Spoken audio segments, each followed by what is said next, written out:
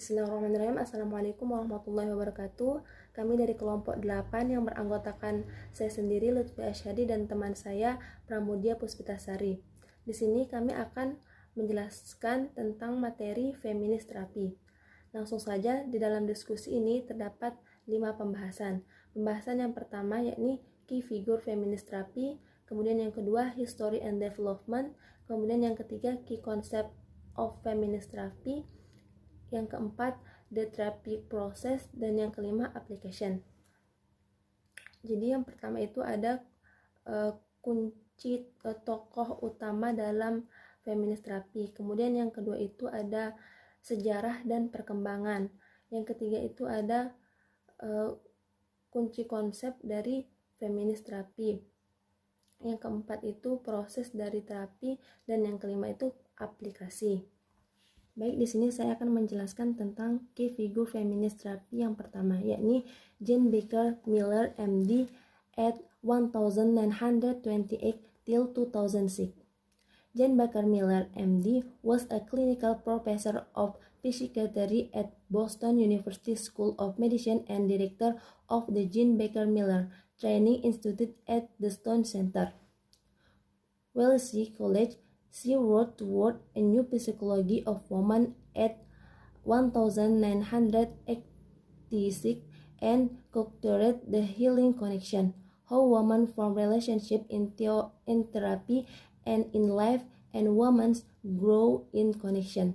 Dr. Miller collaborated with diverse group of scholars and colleagues on the development and relations theory.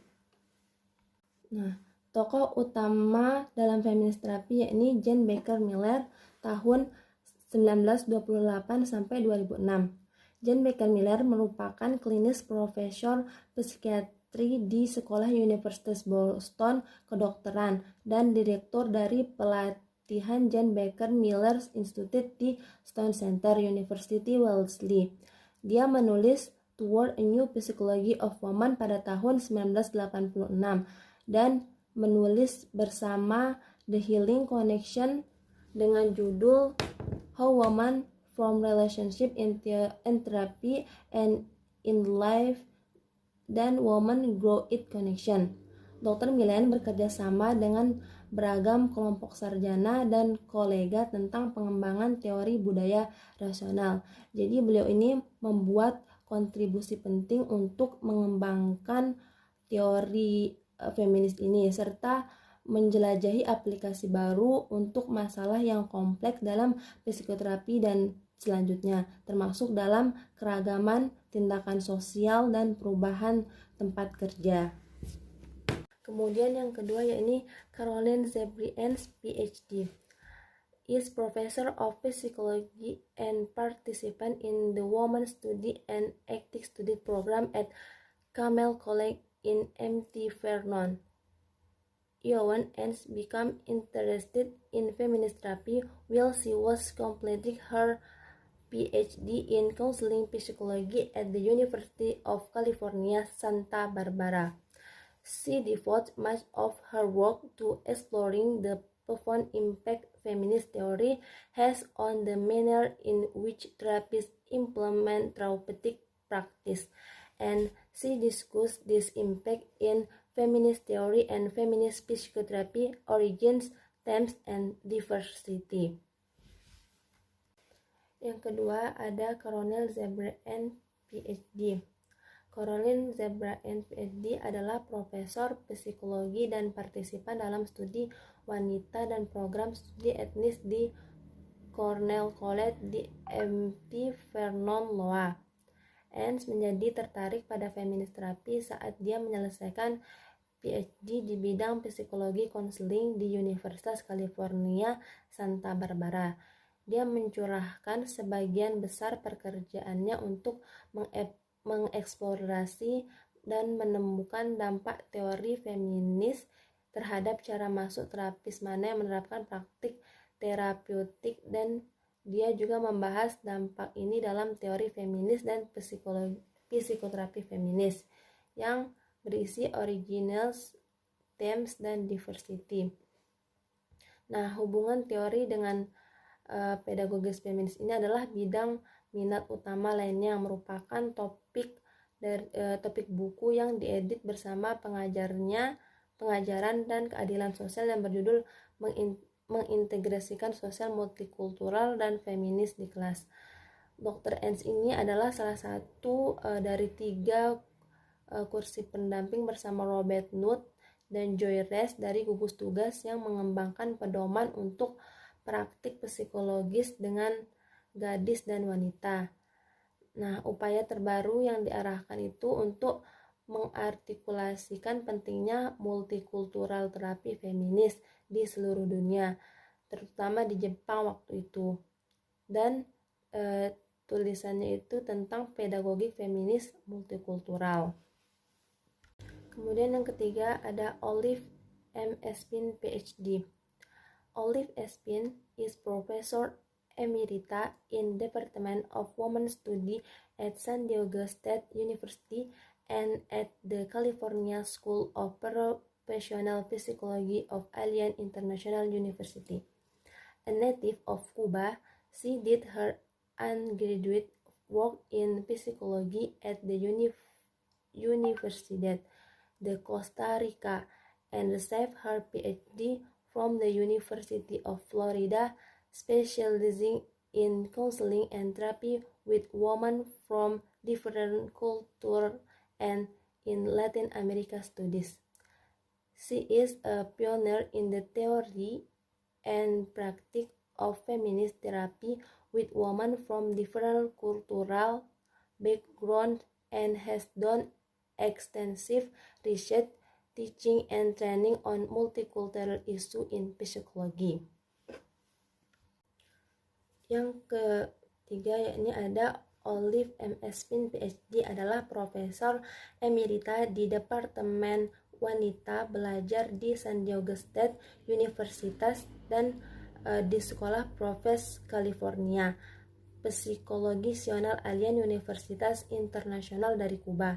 Dia melakukannya pekerjaan sarjana dalam psikologi di Universitas de Costa Rica dan menerima gelar PhD dari Universitas of Florida yang mengkhususkan diri dalam konseling dan terapi dengan wanita dari budaya yang berbeda serta dalam studi Amerika Latin. Ia adalah pelopor dalam teori dan praktek terapi feminis dengan wanita dari latar belakang budaya yang berbeda dan telah melakukan penelitian ekstensi, pengajaran, dan pelatihan.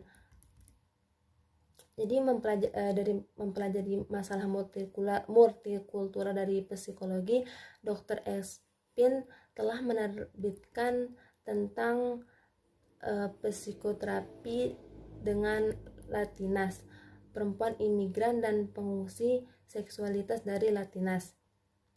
Nah, bahasa dalam terapi tersebut dengan fasih bilingual dan melatih dokter untuk bekerja dengan multikultural populasi. Yang keempat ada Laura S. Brown, PhD. Laura S. Brown is a founding member of the Feminist Therapy Institute, an organization dedicated to the support of advanced practice in feminist therapy, and a member of the theory work group at the National Conference of Education and Training in Feminist Practice. She has written several books considered care to feminist practice in psychotherapy and counseling, and subversive dialogues.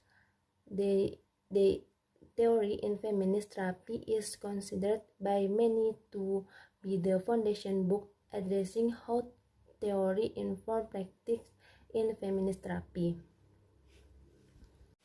Laura S. Brown, PhD, merupakan anggota pendiri dari Therapy Feminist Institute, sebuah organisasi yang didedikasikan untuk dukungan dari praktik lanjutan di terapi feminis, dan anggota teori work group di National Konferensi Pendidikan serta Pelatihan Praktek Feminis. Laura telah menulis 10 buku yang dianggap inti feminis praktek dalam psikoterapi dan konseling, dan dialog subversif yang berjudul Teori dalam Terapi Feminis pada tahun 1994 yang dianggap oleh banyak orang sebagai buku Tion yang membahas bagaimana teori menginformasikan berlatih dalam terapi feminis. Nah, buku Laura yang terbaru adalah Terapi Feminis tahun 2010. Nah, Dr. Brown atau Laura ini memiliki kontribusi khusus untuk memikirkan etika dan batasan serta kompleksitas praktik etis di komunitas kecil, yang mana dia memiliki kepentingan termasuk psikologi forensik feminis dan penerapan prinsip feminis untuk pengobatan korban yang trauma. Kemudian there is introduction of feminist therapy. Feminist therapy is built the premise that is essential to consider the social, cultural, and political context that contributes to a person's problem in order to understand that person. This perspective has significant implications for the development of counseling theory and for how practitioners intervene with diverse client population. A central concept in feminist therapy is the importance of understanding and acknowledging the psychological appreciation of women and the content important by the social political status to which women have been relegated. The feminist perspective offers a unique approach to understanding the roles that both women and men have been socialized to accept and to bring this understanding into the therapeutical process. Pengenalan terapi feminis. Terapi feminis ini dibangun atas dasar pemikiran yang sangat penting dalam memperhatikan aspek sosial, budaya, dan konteks politik yang berkontribusi pada masalah seseorang untuk memahami orang tersebut. Terapi feminis ini menempatkan persimpangan gender, lokasi sosial, dan kekuatan pada inti dari proses terapeutik. Perspektif ini memiliki implikasi yang signifikan untuk pengembangan teori konseling serta bagaimana praktisi melakukan intervensi dengan populasi klien yang beragam. Kemudian konsep sentral dalam terapi feminis ini ialah pentingnya pemahaman serta mengakui adanya penindasan psikologis yang dihadapi perempuan beserta kendala-kendalanya yang disebabkan oleh status sosial, politik yang mana perempuan itu telah diturunkan. Perspektif feminis ini menawarkan pendekatan unik untuk memahami peran perempuan dan laki-laki yang keduanya telah disosialisasikan untuk menerima dan membawa pemahaman ini ke dalam proses terapeutik.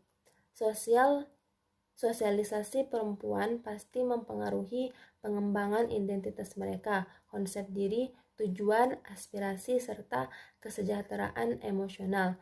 Terapi feminis ini mampu menjaga pengetahuan tentang sosialisasi gender dalam pekerjaan dengan semua klien. The majority of clients in counseling are women, and the majority of psychotherapy practitioners at the master level are women. The need for theory that evolves from the thinking and experiencing of women seems self-evident. Theories are developed from the experience of the developer, and feminist theory is the first therapeutic theory from a female perspective. Mayoritas klien dalam konseling adalah wanita, dan mayoritas praktisi psikoterapi pada jenjang magister adalah wanita. Kebutuhan akan teori yang berkembang dari pemikiran dan pengalaman perempuan tampaknya terbukti dengan sendirinya. Teori dikembangkan dari pengalaman pengembangan, dan teori feminis adalah teori terapeutik pertama dari perspektif perempuan. Nah, terapis feminis ini menentang asumsi berorientasi laki-laki tentang bagaimana individu itu sehat secara mental. Upaya dari terapi feminis ini awalnya berfokus pada menghargai pengalaman perempuan, realitas politik, dan isu-isu unik dalam menghadapi wanita secara sistem patriarki. Nah, praktik feminis saat ini menekankan pada pendekatan yang beragam, yang mana mencangkup pemahaman tentang berbagai penindasan, banyak kompetensi budaya, serta keadilan sosial. Para feminis saat ini mempercayai bahwa gender tidak mungkin lepas dari identitas lain yang berkaitan dengan ras, suku, sosial, ekonomi, dan orientasi seksual. Versi kontemporer dari terapi feminis ini ialah menggunakan pendekatan keadilan multikultural dan sosial untuk praktek konseling ini memiliki banyak kesamaan. Nah, dari ketiga pendekatan itu memberikan perspektif sistematik berdasarkan pemahaman sosial, konteks kehidupan klien, dan juga ditujukan untuk mempengaruhi perubahan sosial dari perubahan individu. Jadi terapi feminis ini untuk menerapi perempuan-perempuan yang terdampak penindasan berdasarkan ras, suku, ekonomi, seperti itu. Jadi di sini wanita-wanita itu bagaimana untuk dimotivasi dan diterapi untuk berani bangkit dan merasa percaya diri dan melupakan tentang ras, suku, ekonomi tersebut. The beginning of feminism can be traced to the late 1800 years, but it is the women's movement of the 1960s years that laid the foundation for the development of feminist therapy. In the 1960 years, women began uniting their voice to express their dissatisfaction with the limiting and confining nature of traditional female roles. Confucianist Rising Group, in which women came together to share their experience and perception, helped individual women become aware that they were not alone. A sisterhood developed, and some of the services that evolved from women's collective desire to improve society include shelters for bitter women, Reproduction Center, and Women Health and Reproduction Health Center. Sejarah dan perkembangan. Sejarahnya relatif singkat. Awal mula feminisme dapat ditelusuri hingga akhir tahun 1800-an. Namun, hal ini adalah gerakan wanita tahun 1960-an yang meletakkan dasar untuk pengembangan terapi feminis. Di tahun 1960-an, wanita mulai menyatukan suara mereka untuk mengekspresikan ketidakpuasan mereka dengan pembatasan dan sifat peran tradisional perempuan. Kelompok yang meningkatkan kesadaran dalam wanita yang berkumpul untuk berbagi pengalaman dan persepsi mereka, membantu individu wanita menjadi sadar bahwa mereka itu tidak sendiri. Persaudaraan berkembang, dan beberapa layanan yang berkembang dari keinginan kolektif perempuan untuk meningkatkan masyarakat, termasuk tempat penampungan untuk wanita yang dipukuli, pusat krisis pemerkosaan, pusat kesehatan wanita, dan kesehatan reproduksi. mereka terbentuk oleh kelompok terapi feminis yang beroperasi dari norma yang sama dengan kesadaran peningkatan kelompok. Nah, termasuk struktur non-hierarki. Kemudian pembagian sumber daya yang setara, kekuasaan, serta pemberdayaan wanita. Nah, perempuan-perempuan ini juga menyadari dalam sharing mereka bahwa mereka sudah bekerja dengan klien dari lensa feminis yang dulu tidak pernah didefinisikan secara formal. Nah, dari hal itu mereka mempercayai bahwa konseling pribadi adalah cara yang tepat untuk melakukan perubahan. Kemudian mereka juga memandang terapi sebagai kemitraan antara derajat serta membangun kebersamaan ke dalam proses terapeutik. Dan mereka mengambil sikap bahwa terapi perlu menjauhi perspektif intrapsikis tentang psikopatologi, yang mana sumber-sumber ketidakbahagiaan ada dalam dirinya sendiri. Jadi semua itu bisa kita lakukan dengan mensugesti diri kita untuk bangkit. Jadi obat dari penyakit diri kita itu adalah semangat dari diri kita sendiri. The next, a profession of research on gender bias emerged in the 1970s, which helped future feminist therapy ideas, and formal organization began to foster the development and definition of feminist therapy. Among them were the Association for Women in Psychology, or AWP, and various efforts by the American Psychology Association, or APA. The 1980s were marked by effort to define feminist therapy as an entity in its own right, and individual therapy becomes the most frequently practiced form of feminist therapy.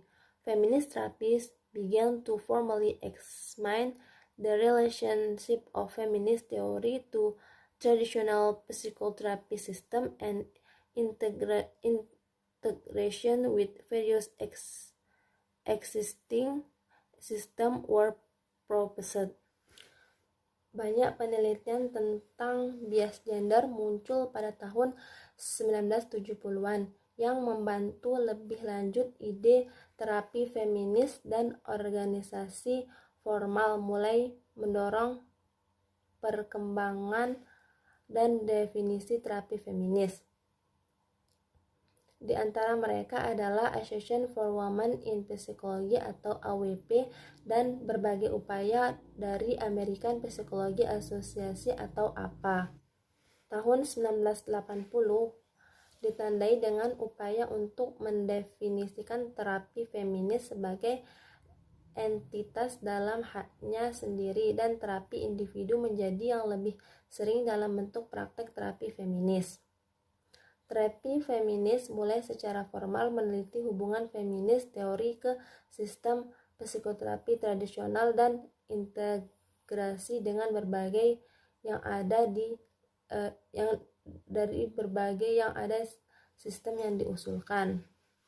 Next, by the 1980s, feminist group therapy had changed dramatically, become more diverse as it focus increasingly on specific problem and issues such as body image, abusive relationship, eating disorder, incest, and other forms of sexual abuse. The feminist philosophies that guide the practice of therapy also become more diverse. Pada tahun 1980-an, terapi kelompok feminis telah berubah secara dramatis menjadi lebih beragam dikarenakan semakin berfokus pada masalah dan isu spesifik seperti kerusakan tubuh, usia, hubungan yang kasar, gangguan makan, incest, dan bentuk pelecehan seksual lainnya. Filsafat feminis yang memadukan praktik terapi juga menjadi lebih beragam. Nah, dalam hal ini menurut Ernst, di bidang terapi feminis ada ruang untuk keragaman praktik dan kesempatan bagi individu untuk melakukannya atau mengartikulasi seperangkat keyakinan yang bermakna secara pribadi dan yang membimbing formasional. Selain itu, juga dalam sini Brown berpendapat bahwa terapi feminis ini ialah pendekatan teknis integratif yang menekankan pada penyelesaian intervensi untuk memenuhi klien dengan kekuatan mereka. Nah, terapi feminis ini juga memanfaatkan strategi dari banyak model terapi. The next, there Ernst identifies four enduring feminist philosophies, which are often described as the second wave of feminism. They are liberal, cultural, radical, and social feminists. The first, their liberal feminists focus on helping individual women overcome the limits and constraints of traditional gender role socialization patterns. Liberal feminists argue for a transformation from expecting traditional gender roles to creating equal opportunity for both women and men. And second, their culture feminists believe oppression stems from social devolution of women, strict value and roles. Cultural feminists highlight the value of interdependence over individual. For cultural feminists, the major goal of therapy is social transformation through the infusion of feminine values such as compassion, altruism, and connectedness into the culture. Ernst mengidentifikasi 4 feminis yang bertahan lama filosofinya, yakni yang sering digambarkan sebagai gelombang kedua feminis, yakni ada liberal, feminis budaya, radikal, dan sosial. Yang pertama yakni feminis liberal, fokus membantu individu perempuan mengatasi batasan dan kendala pola sosialisasi peran gender tradisional. Feminis liberal memperdebatkan transformasi dari menerima peran gender tradisional terjadi karena menciptakan kesempatan yang setara. Kemudian yang kedua, feminis budaya. Feminis budaya percaya bahwa penindasan berasal dari devaluasi masyarakat terhadap perempuan, kekuatan nilai dan peran. Mereka menekankan perbedaan antara wanita dan laki-laki yang percaya bahwa solusi untuk penindasan terletak pada feminisasi budaya, sehingga masyarakat menjadi lebih memelihara atau intuitif, subjek kooperatif, dan relasional. Individualisme untuk feminis budaya, tujuan utama terapi ini adalah agar transformasi sosial melalui penanaman nilai-nilai feminim seperti kerjasama, altruisme, dan keterhubungan ke dalam budaya. The next, radical feminists focus on the oppression of women that is embedded in patriarchy and seek to change society through activism and equalizing power. Radical feminists strive to identify and question the many ways in which patriarchy dominates every area of life, including household chores, paid employment, intimate partnership, violence, and parenting. So, socialist feminism share with radical feminists the goal of social change. Their emphasis differs, however, in that they focus on multiple operation of belief.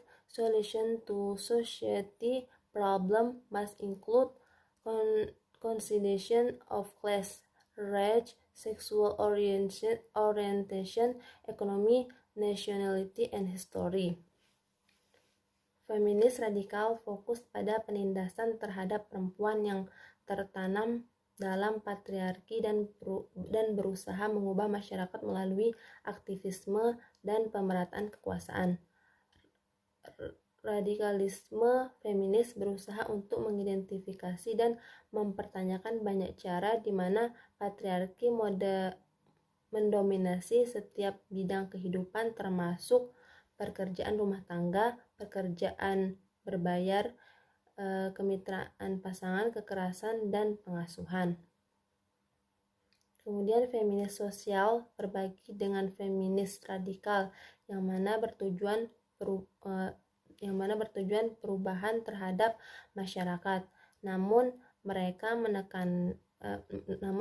penekanannya berbeda karena mereka berfokus pada berbagai penindasan dan kepercayaan solusi masalah masyarakat yang harus mencakup pertimbangan kelas, ras, seksual orientasi, ekonomi, kebangsaan, dan sejarah. Nah, feminis sosialisasi ini hampir memperhatikan cara kerja, kependidikan, dan peran keluarga yang mana mempengaruhi kehidupan mereka. Untuk feminis sosial, tujuan utama terapinya adalah untuk mengubah hubungan sosial dan institusi. Next, during the past 20 years, feminist women of color and postmodern feminists have found classic feminist theory wanting and have offered new theoretical perspective focused on issue of diversity, the complexity of sexism, and the centrality of social context in understanding gender issue. In 1993, psychologists who embraced a diversity of feminist perspectives meet at the National Conference of Education and Training in Feminist Practice. Selama 20 tahun terakhir, wanita feminis dengan warna kulit dan wanita postmodern telah menemukan teori feminis klasik yang diinginkan dan telah menawarkan teori baru, perspektif yang difokuskan pada masalah keragaman, kompleksitas seksisme, dan sentralitas konteks sosial dan memahami isu gender. Pada tahun 1963, psikolog yang merangkul keragaman perspektif feminis bertemu di National Conference tentang pendidikan dan pelatihan dalam praktek feminis. Nah, di dalam pertemuan itu mereka mencangkup konsensus pada tema yang premis dasar yang mendasari praktik feminis tersebut, sehingga mampu diambil makna tidak bisa melangkah ke arah integritas sejumlah perspektif feminis. Di sana Ens menyatakan bahwa gelombang ketiga feminisme ini merangkul keberagaman dengan inklusi wanita kulit berwarna, lesbian, dan sudut pandang postmodern yang konstruktivisnya didukung oleh banyak wanita feminis generasi baru. Pengembangan baru ini dalam feminis juga mencangkup perspektif global dan internasional. Di sana juga Ens menjelaskan beberapa karakteristik utama yang terkait dengan kontemporer pendekatan feminis. Jadi dalam pertemuan itu membahas tentang warna kulit, terus kemudian permasalahan lesbian dan sudut pandang postmodern dan konstruktivisnya. Next, Ens describe some of the key characteristics associated with contemporary feminism approach. First, postmodern feminists provide a model for critiquing other traditional and feminist approach, addressing the issue of the constitutes really and proposing multiple truths as opposed the single truth. Sana Ens menjelaskan beberapa karakteristik utama yang terkait dengan kontemporer pendekatan feminis. Yang pertama yakni feminis postmodern, memberikan model untuk mengkritik perempuan tradisional dan perempuan lainnya. Nah, dengan pendekatan ini mampu menangani masalah apa yang merupakan realitas dan usulan banyak kebenaran sebagai lawan dari satu kebenaran.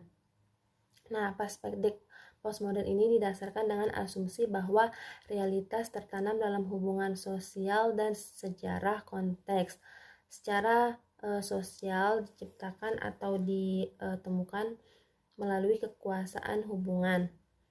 Pendekatan ini meminta perhatian pada batasan pengetahuan dan validitas orang yang tahu. Dari pola seperti ini, maskulin feminim dekonstruksi yang melibatkan analisis tentang bagaimana konstruksi tersebut dibuat. Second, there's women of color feminists believe it is essential that feminist theory be broadened and make more inclusive. Wanita feminis kulit berwarna percaya bahwa teori feminis perlu diperluas dan dibuat lebih inklusif. Karena wanita kulit berwarna mengkritik beberapa feminis kulit putih yang menggeneralisasi pengalaman wanita kulit putih secara berlebihan untuk melengkapi pengalaman semua orang perempuan. Dan mereka ini menantang teori feminis untuk memasukkan analisis persimpangan dari berbagai penindasan penilaian akses ke hak istimewa dan kekuasaan untuk mengakui menyadari pentingnya dimensi spiritual dan pengalaman manusia. Kemudian global international feminists take a worldwide perspective and seek to understand the way in which regime, sexism, economic, and the same affect women in different countries. Feminis internasional global mengambil perspektif dunia dan berusaha untuk memahami cara-cara berdiri di mana rasisme, seksisme, ekonomi, dan klasisme mempengaruhi perempuan di negara yang berbeda. Nah, pada global feminis ini mereka berasumsi bahwa setiap wanita hidup di bawah sistem penindasan yang unik. Mereka melihat kebutuhan untuk mengatasi perbedaan budaya yang secara langsung berkontribusi pada penindasan wanita. Nah, dari keberagaman dalam teori feminis ini memberikan rentang yang berbeda, tetapi tumpang tindih perspektif dari mana untuk bekerja itu sama. Di sini Brown mendefinisikan terapi feminis sebagai postmodern yang menekankan pendekatan integratif, teknik analisis gender, kekuasaan, dan lokasi sosial sebagai strategi fasilitas perubahan. Nah, terapi feminis ini baik pria maupun wanita mempercayai pengertian itu dan menghadapi stereotip peran gender serta kekuasaan yang merupakan inti dari praktik terapeutik, dan bahwa mengatasi masalah klien membutuhkan adopsi budaya. Jadi untuk menyelesaikan klien itu harus berdasarkan budaya dan kebiasaan masyarakat tersebut, kebiasaan klien tersebut di lingkungannya. So next key concept, view of human nature. Social arrangements were assumed to be rooted in one's biologically based gender. The feminist view of human nature is fundamentally different from that of most other therapeutic models. Many of the traditional theories grew out of historical periods in which. Konsep kunci yang pertama, pandangan sifat manusia. Pandangan feminis tentang sifat manusia pada dasarnya berbeda dari pandangan kebanyakan model terapi yang lain. Banyak teori tradisional tumbuh dari sejarah periode di mana pengaturan sosial diasumsikan berdasarkan gender, yang mana pada hal ini laki-laki dianggap sebagai norma dan merupakan satu-satunya kelompok yang dipelajari atau dipahami. Jadi dari sini tuh laki-laki tuh yang paling unggul seperti itu. Nah, hal itu juga diasumsikan seperti itu karena perbedaan jenis kelamin biologis perempuan dan laki-laki yang akan mengejar perbedaan arah dalam hidupnya. Jadi di sini seperti wanita itu dianggap lemah. Jadi padahal secara biologinya itu sama saja gitu kan, sama-sama makhluk hidup dan sama-sama memiliki pendapat. So next, Worrell and Ramer describe the constructor of feminist theory as being gender fire, flexible, multicultural interaction, and lifespan orientation. First, gender fire approaches explain different in the behavior of women and men in terms of socialization process rather than on the basis of our innate nature to founding stereotypes in social role and interpersonal behavior. So there's flexible multicultural perspective use concepts and strategies that apply equally to individual and group regardless of age, race, culture, gender, ability, class, or sexual orientation. Worrell dan Ramer menggambarkan konstruksi teori feminis sebagai gender yang adil, fleksibel, multikultural, interaksionis, dan berorientasi terhadap rentang hidup. Pendekatan gender adil menjelaskan perbedaan perilaku perempuan dan laki-laki dalam hal proses sosialisasi daripada dasar sifat bawaan, sehingga menghindari untuk mencari stereotip dalam peran sosial dan perilaku interpersonal. Kemudian perspektif fleksibel multikultural menggunakan konsep dan strategi yang berlaku sama untuk individu dan kelompok tanpa memandang usia, ras, budaya, jenis kelamin, kemampuan, kelas, atau orientasi seksual. So there's interactionist view contains a concept specific to the thinking, feeling, and behaving dimension of human experience and account for contextual and environmental factors. So lifespan perspective assessment that human development is a lifelong process and that personality and behavior change can occur at any time rather than being fixed during early childhood. Kemudian ini pandangan interaksionis yang mengandung konsep-konsep yang dikhususkan pada pemikiran, perasaan, dan perilaku. Kemudian dimensi pengalaman manusia dan memperhitungkan kontekstual dan lingkungan faktor non-mental. Yang terakhir, perspektif tentang hidup mengasumsikan bahwa perkembangan manusia adalah proses seumur hidup, kepribadian, serta perubahan perilaku yang dapat terjadi kapan saja daripada diperbaiki selama masa kanak-kanak. Jadi mending diperbaiki seiring berjalannya waktu. Number 2, feminist perspective on personality development. Feminist therapists emphasize that social gender role expression profoundly influence a person's identity from the moment of birth and become deeply ingrained in adult personality because gender politics are embedded in the fabric of American society. They include how we see ourselves as girl and boy and as woman and man throughout the course of our life. Yang kedua, ada perspektif feminis tentang pengembangan kepribadian. Terapis feminis menekankan bahwa eksploitasi peran gender masyarakat sangat mempengaruhi dalam identitas seseorang sejak saat lahir dan menjadi sangat dalam kepribadiannya orang dewasa. Karena politik gender sudah tertanam di dalam diri masyarakat Amerika, yang mana mereka memengaruhi cara kita melihat diri kita sendiri sebagai perempuan dan laki-laki, dan sebagai wanita dan pria sepanjang hidup kita.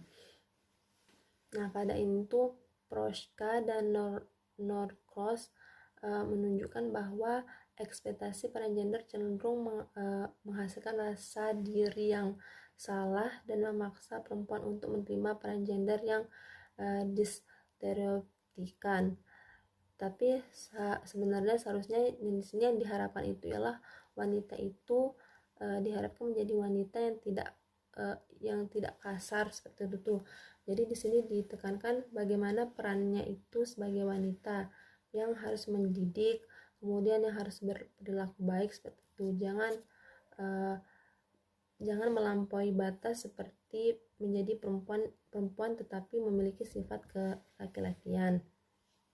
Nah, karena kebanyakan model pertumbuhan dan perkembangan manusia itu menekankan pada perjuangan menuju kemerdekaan dan otonomi, tetapi feminis ini mengakui bahwa perempuan itu sedang mencari untuk keterhubungan dengan orang lain. Nah, dalam terapi feminis ini, kualitas relasional wanita itu dipandang sebagai kekuatan dan sebagai jalan untuk pertumbuhan dan perkembangan yang sehat, yang mana diidentifikasikan sebagai kelemahan atau cacat seperti itu. Jadi di sini wanita itu benar-benar didorong untuk menjadi pribadi yang lebih baik lagi dan menjadi pribadi yang percaya diri. Mungkin cukup sekian presentasi dari saya, kemudian akan dilanjutkan oleh rekan saya, yakni Mbak Pramudia